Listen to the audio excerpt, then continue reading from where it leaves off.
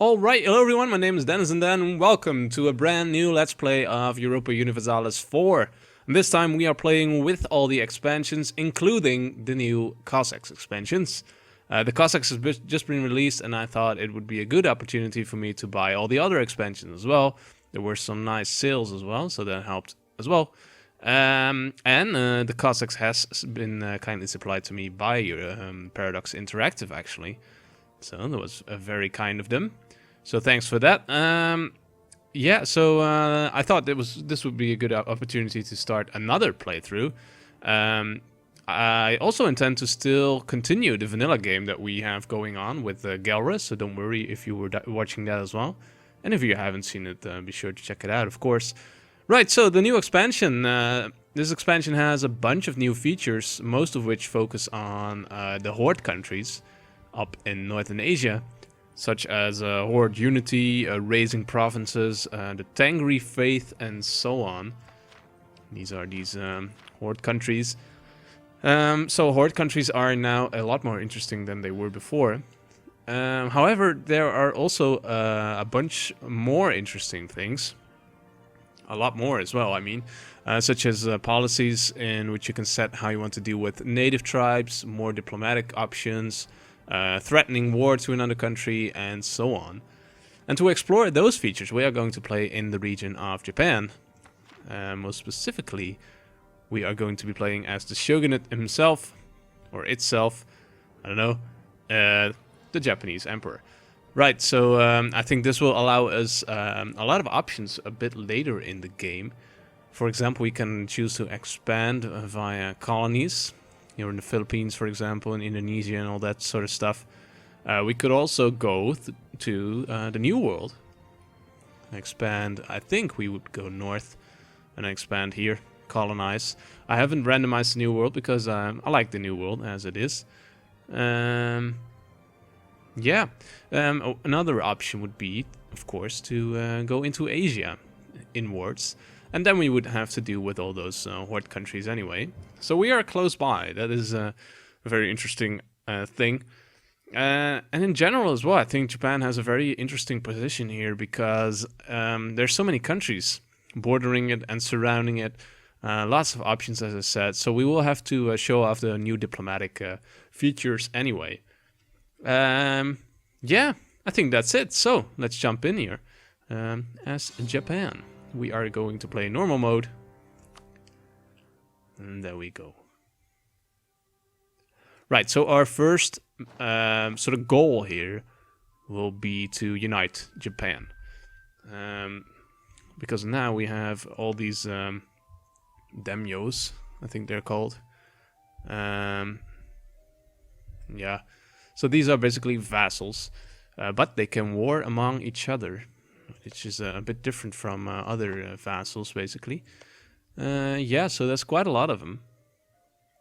Vassal of Japan, liberty, desire, all that sort of stuff. So there's basically two things that we can eventually get to. We've got Unite Japan as a national decision. And we can actually do that once we have 15 cities. I think it's just 15 provinces, but oh well.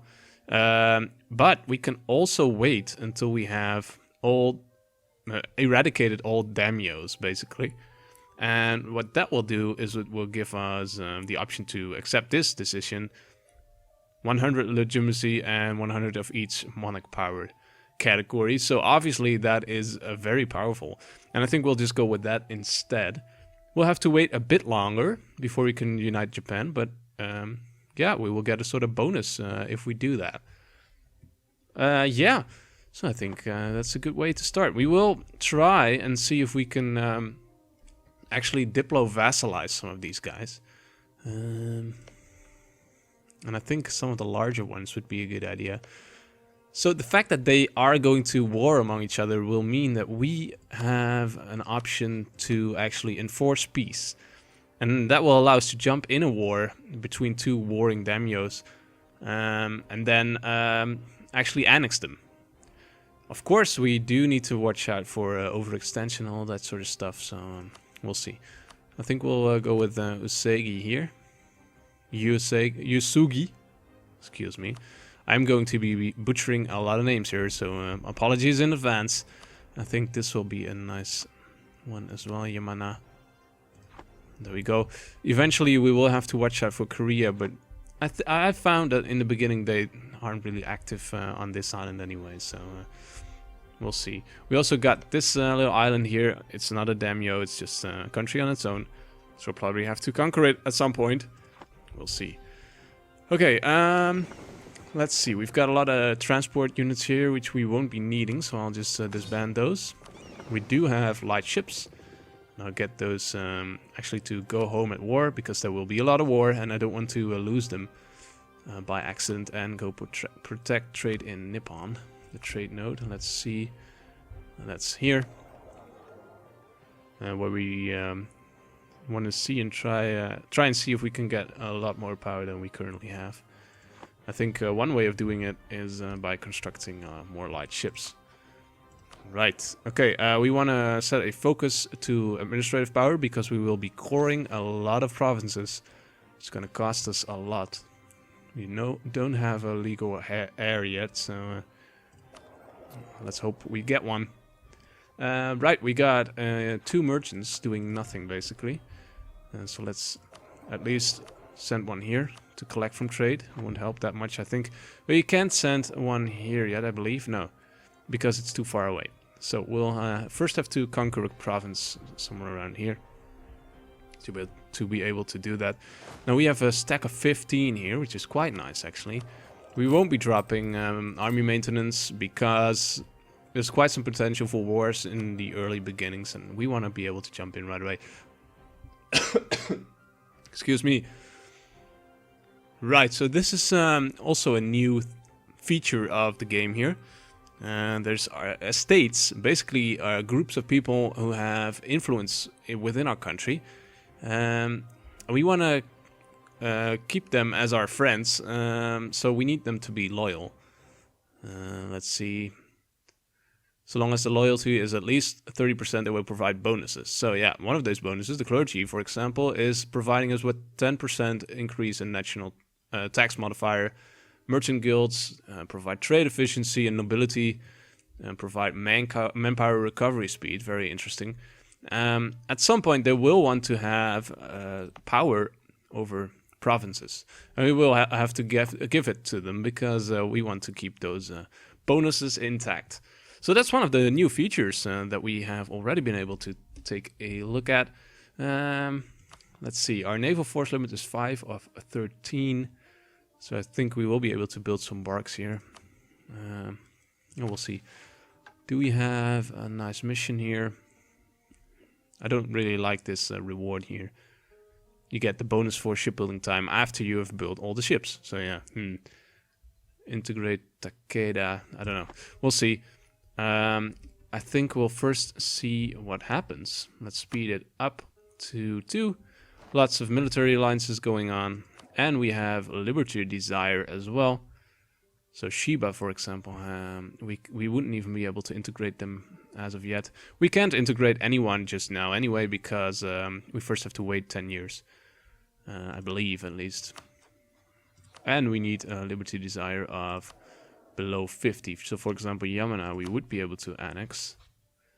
But not yet. As you can see, they have to be a vassal for 10 years. So that's going to take a long time. We want to probably send a diplomat for a royal marriage here. Excuse me, I am a bit under the weather, if you hadn't noticed yet. I've caught a bit of a cold yesterday. Actually, I'm doing better already, so that is great. Let's hope that I can just continue recording today. It's the weekend, so I've got plenty of time. Great stuff. So, nothing happening just yet. It won't take long. We are losing money. We will hire an advisor once we can. I think we'll go to speed 3. And I want to send out a royal marriage request here. And... oh, disloyal. And then let's not go to Kazuke. Yeah. Let's take a look at our countries here. At the Daimyos, I mean. So, for example, Hosokawa would be a nice one because they have a low liberty desire. I think that's this one, yeah. We'll probably go with a diplomat there. Yes, there we go. And then we'll improve relations after that. Because that allows us the most chance of actually integrating them at some point. This one might be interesting as well. Let's go with the royal marriage. We are over our diplomatic relations, but we have a special thing that allows us to actually have way more relations than a normal country would have. Actually, no warring going on just yet. Am I right? Yeah, they have allied among themselves, so that is interesting. No wars just yet. Let's increase the speed here. And I think we'll build a bark for now. And actually, royal marriage. I forgot which one we wanted to pick. We do have a royal marriage going on here. And also here. Yeah, let's go. Okay. Still nothing. I had expected some wars to start by now, which would allow us to jump in. Nothing yet, nothing yet. Very interesting. Declared war, right. Shiba declared war on Date. Okay. So now this will allow us to pick a side. And I think we will actually side with Date. If we can, that is. Because Shiba has 2 provinces here. And those would of course be very nice to pick. Take from them, basically. Let's see, enforce peace. Choose the country I want to side with Date. Right, they won't accept, of course, because they have no desire for peace. So if I send now, that will mean that we jump into the war. And Shiba will no longer be a daimyo. And we will be able to jump on them. Yeah, I think, am I saying this correctly? Attacker against, yeah, I want to side with the defender, basically. As a good emperor should do, I suppose. Enforce peace, side with the defender here. And let's lower the speed a bit. Here we go. Serious news. Shiba rejected our enforce peace proposal. Oh dear. We have assumed leadership. Now everyone probably jumped in the war, yes, and Shiba is all on its own. And that allows us to jump in right over here. There we go. Actually not a great fight for us, it seems. But we are still winning it, luckily. Yeah, there we go. And that's it, basically. Let's detach a siege and siege over there. Oh, we also won a sea battle, naval battle. Does that mean that there are no ships anymore? There are still 4 transport ships. So let's leave our ships on board, just to be sure. No troops anymore. Okay, so this is basically the war done then. Could be that some new guys, some other daimyos will actually declare on each other. So we will have to keep an eye on that. And we are starting to get enough administrative power to core straight away. These 2 Shiba provinces. Right, occupation has been flipped to us, which is great. That actually didn't really happen, I believe, in the vanilla game that we are playing with Galra. So that's a lot better, I believe. And we are indeed the leader in this war. And almost everyone joined, I think. If not everyone. The soiree. Right, good evening, my lady. Lose 10 prestige. A noble of the Ashigaga family, 352, which is alright. Good evening, my good sir. Okay. Lose 5 prestige. Do we have an heir? Let's see. We don't have one yet. So actually, an heir with a weak claim would actually be fine with me. Lose 10 prestige. That is a bit of a shame, but fine. Satohito. There we go. Yeah, so doing fine, basically. I've got one diplomat free. I think Date might be a good option, actually. Do we have a royal marriage? No, not yet. Let's just go and do that now. Will take a long time before we can actually annex them, but that is fine. Let's speed it up. Trying to keep up the speed here a bit. They still have ships? Yes, they do. Oh, they are actually in port. Okay, so that means that we can tick this off, and we have to remember to tick it back on again. Let's just leave this here. I don't want to add any more troops because of the attrition. 1%, which is fine. Maximum 4 level, okay. Losing money still. Should be fine. Is our ship done? Almost. So we'll send it to the trade nodes straight away. These ships are going to be destroyed by these guys here. Once they... well, actually, once the siege is done. Yeah, we can just... annex, actually, Shiba. Which is great. Shiba is a powerful daimyo. So let's see if that works. They Ichichen and Ovari. And all them monies. Drop it down a bit. But I could use the money, so actually, this is perfect. 29% overextension. We have to make sure not to go above 50, I think. Because that will lead to all sorts of trouble. We'll see in a bit. For now, I think this is good enough. Actually, very good. Right, let's first... let's pause. We demand full annexation, right. Actually, this is a new feature as well. The spoils of war are actually divided among everyone who took part in the war based on their contribution in the war. So now this means that Yamana, for example, will gain 5 power projection. Let's see, some other guys will get power projection as well. And I think in this case it's not really a good example because those guys are all my vassals. But if you were, for example, on another continent in another country, you have some normal allies, and actually those allies are doing all the work, then they will get all the, or most of the spoils of war anyway.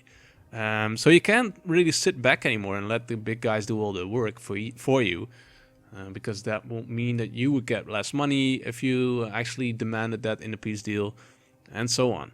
So, very interesting stuff. We won't have to be dealing with that so much because of the vassal status that most of these countries have with us. Right, so let's see. Importing naval supplies. I think we will go for... I think we will go for mercantilism. Because mercantilism is very powerful. Ships from Formwood. It'd be safer to fashion them from the rock. Ha. Okay. I like diplomatic power, but we don't really need it just now. We need administrative power, mostly. So there we go. Okay, so now it's time to make some cores. We are 29% overextended. Let's go ahead with the biggest one, Ovari. I've got one ship here. Let's protect trade. And that's it. So this is basically how we do it. This is how we roll. Improve relations. Not sure why you weren't doing that. But hey, there you go. Date is very interesting now for us as well. I think we will be able to annex them at some point. 45, so that's gonna take a long time. Let's set a rival. Korea will be a good rival for us. Usagi actually at 100% liberty desire. So that basically means that they will declare on us, right? That is fine with me, actually. Let's go over here. They are in the mountains, in the hills, okay. We'll cross a river as well. No, actually, let's go over there.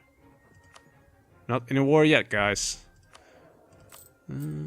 How's the money doing? Fine-ish. We need to be able to... we need to take a quick... a good look at inflation as well. Hosokawa has declared on Yamana. Okay. Let's see. Hosokawa is the green guys against the purple guys. So that's basically... right. Very interesting as well. Now the question becomes, is it a good time for us to actually jump in and enforce peace once again? or will that make us too much overextended? Let's see. I want to take a look at the disasters here. Civil War. Have less legitimacy than 50. That won't happen anytime soon. Stability less than 0.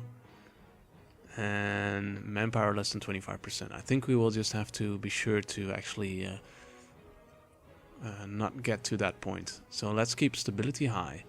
But that's going to be a problem because of the fact that we need administrative power for other stuff, like coring. So, because I know this peasant war will actually go faster if you are overextended.